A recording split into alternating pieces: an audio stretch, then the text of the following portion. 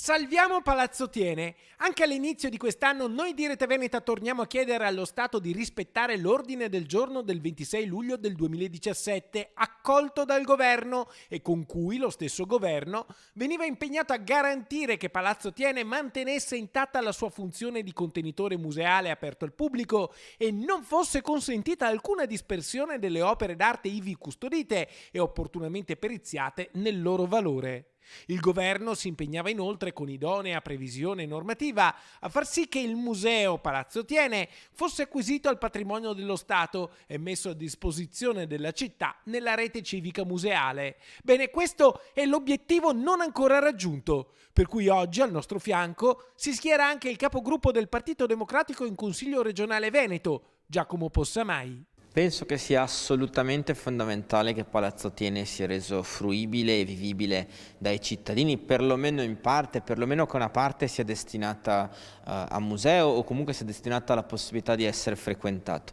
Per far questo serve l'impegno di tutte le istituzioni, a partire dal governo, ovviamente c'è la regione, molto importante è il ruolo del comune, che non può abbassare la guardia, che deve nelle prossime settimane, nei prossimi mesi ritornare alla carica, perché sappiamo che Palazzo Thiene è finito dentro al grande processo di svendita, diciamo così, o di vendita dei beni della Banca Popolare, quindi oggi ha di fatto un soggetto che ne detiene la proprietà. Con quel soggetto bisogna aprire fortemente un'interlocuzione per fare in modo che quel palazzo sia a disposizione dei vicentini, che torni ad essere un palazzo che la città può vivere. Bene, e allora chiediamo a Giacomo Possamai di impegnarsi come esponente del Partito Democratico a portare la questione davanti al governo e anche al Consiglio regionale Veneto. Io vorrei portare la questione assolutamente anche all'attenzione della regione, perché è evidente che Palazzo Thiene è un bene dei cittadini vicentini ma anche dei cittadini del Veneto. Parliamo di un palazzo